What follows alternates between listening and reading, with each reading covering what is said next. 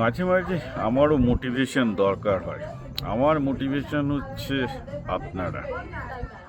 আমি যখনই কোনো মেসেজ পাই যে একটা ছেলে বা মেয়ে চাকরি পেয়েছে এবং আফটার 2-3 ইয়ার্সের পর, এবং বলে যে স্যার, যে সময়টাতে বেকার ছিলাম, সবাই কটাক্ষ করতো, ক্র্যাক করতে পারছি না, আপনার ভিডিওগুলো দেখতাম, প্রচুর কাজে আসতো স্যার, আপনি চালিয়ে যান, অনেক ছেলে মেয়ে কাজে আসবে। আমি জানি না কী করে কাজে আসবে, আমি তো ধারণা আমি লোকজনকে ডিমোটিভেট করি। বলে না না, আপনি মোটিভেট করছেন, কারণ আপনি যে নির্মম সত্যি কথাগুলো বলছেন, ওগুলো মানুষকে তার গ্রাউন্ডটা পেতে সাহায্য করে। কারণ হ্যাঁ, আমি তো স্টুইস্ট, তো যেহেতু আমি স্টুইস্ট, আমার ওটাই কাজ, আমরা গ্রাউন্ডটাকে দেখাই যে কত তলায় গ্রাউন্ডটা আছে আর কি।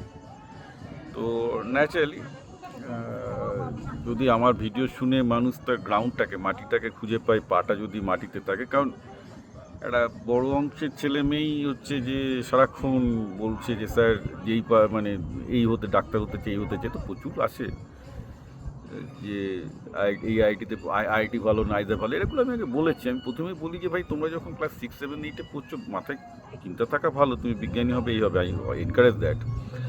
তার আগে ভাই অঙ্কটাকে তো ভালো করে শিখতে হবে নাকি, বিজ্ঞানটাকে তো ভালো করে শিখতে হবে, ক্রিটিক্যাল থিঙ্কিং বাড়াতে হবে, রিজনিং পাওয়ার বাড়াতে হবে, মেন্টাল ক্যালকুলেশন বাড়াতে হবে। এগুলো তো কেউ করছে না, না করে যদি শুধু কল্পনা করে তাহলে তো হবে না।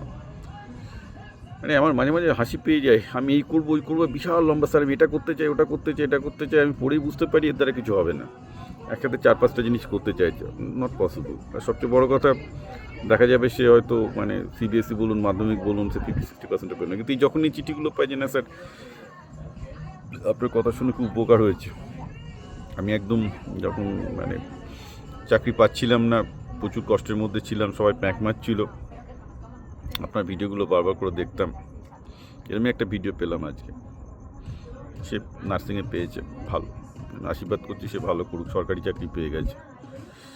তো again this gives me going, কারণ আমি এই যে সময়টা দিচ্ছি, আমার তো একটাই পাওনা যে যদি আমার এগুলো দেখে লোকজন কিছু ভালো পজিটিভ হয় তাদের।